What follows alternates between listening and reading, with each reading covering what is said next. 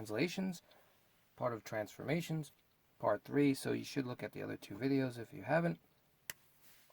And again, we're looking at parent functions. So, for example, we have a quadratic right there, and we said so many times before, looks like psi, right? The Greek letter psi. But you won't use that when you're going over this in school. You don't have to say, well, that's psi, because that'll give you a wrong answer. So this is f of x equals x squared, and we went over those. So again, with translations, we're doing a shift. We're going to shift to the left, to the right, up and down. So if we're shifting to the left, we're doing horizontal, or the right, and up and down is vertical. So again, if I gave you this question, what does the graph look like?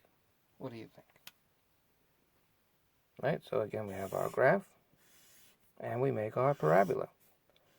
Here we have a minimum. The minimum is 0, 0 at the origin. Now, if you had f of x equals negative x squared, well, we're going to flip it. It'll be reflected over, because it's negative. And here we got some kind of tick or spider thing going on. So here's a question. Let's say you saw this. Right? So we're going to do multiple translations here. So here's the parent function, which you should know now. Right? This is f of x equals x squared. And let's say we want this. We want this. Let's say we call it g of x. What would the equation of g of x be? Well, you can do this very easily by just looking at the equation in vertex form. You could do that. That's one way. We'll look at that. Or you can see how it was shifted. So we went from here, and then we see the vertex. The vertex right there is at, we'll count 1, 2, 3, 4, 5, 6. So the vertex we see is at 3, negative 6. That's the vertex. So we shifted 3 to the right. 1, 2, 3. We shifted 3 to the right. And you should remember, when we shift to the right, we actually have a minus sign.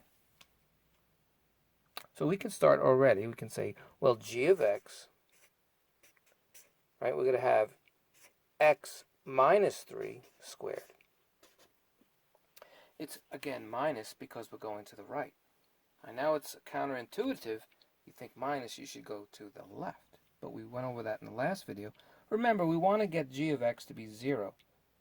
So to get 0, we need x to be 3. 3 minus 3 is 0. 0 squared is 0.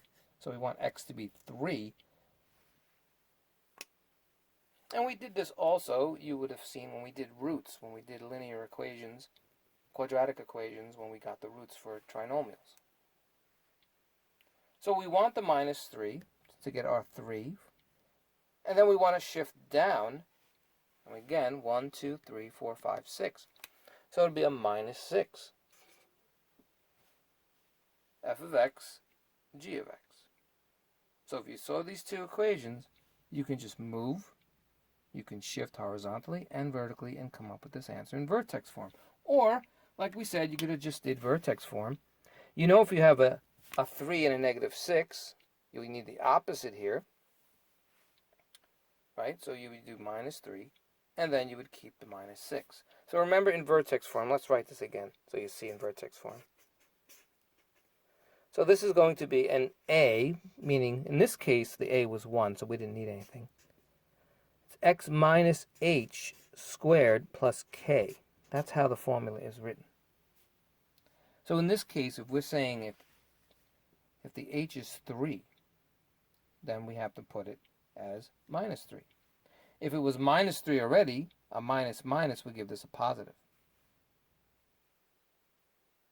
Now we're doing these, all we're doing right now is when a is 1. And when a is 1, we don't really need to put the a there, it's just 1. But if we make a greater than 1, and we went over this last video, if a is greater than 1, this graph will compress. So if a is greater than 1, you're going to compress it. If a is less than 1, it'll get wider. It'll get wider. That's something to remember. So let's look at something. All right, let's make one. So let's say we'll just make a rough graph here, and we make our parent function. There it is. F of x equals x squared. All right, and let's say now, let's just make h of x. Why not? Let's use h today.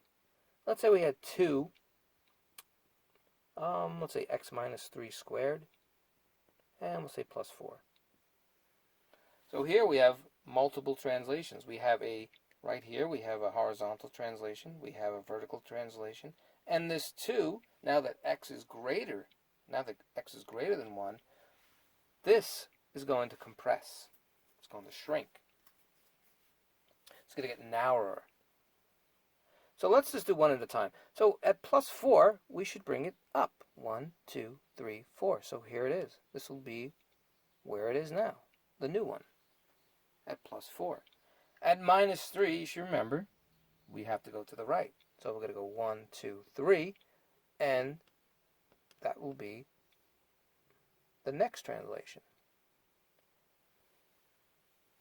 Now we know, because we have a 2 here, that this will get narrower in the final translation. So let's just see how this would work. So right now, let's say x is 0. If x is 0, you're going to have 2 times negative 3 squared plus 4. If x is 0, if you wanted to plot these. So negative 3 squared is 9. So right here, you're going to have 18 plus 4. And that'll give you the y. It'll be at 22. So when x is at 0, we're going to have a number way up there. What happens when x is 4? Let's do that. Let's erase this. So we know x is 3 right now, but let's say x is 4. Where would it be in the line? So if it's 4, 4 minus 3 is 1. 1 squared is 1. So 2 times 1 is 2. 2 plus 4, it'll be 6. So we have 1, 2, 3, 4, 5, 6. So it would be right here somewhere, right? Just happen to get a rough graph of that. And so on, just plugging them in. So the important thing here is when a is greater than 1, you're going to get a narrower, say that 3 times, a compressed parabola. And when it's less than 1, it'll get wider.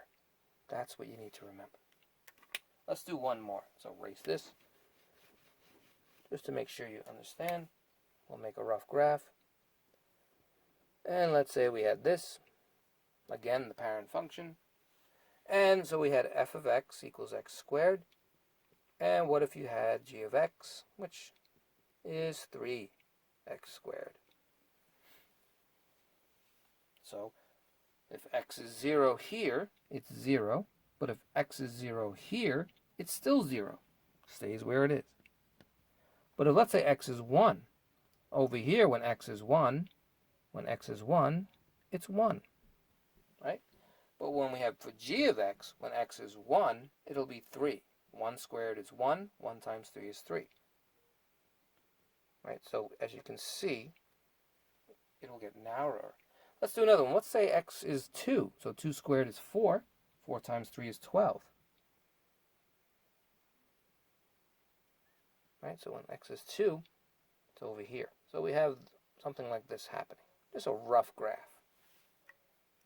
Right? Keep that in mind. Again, the important rule, when a is greater than 1, it'll compress. It'll shrink. When a is less than 1, it will get wider. So keep that in mind. Great job.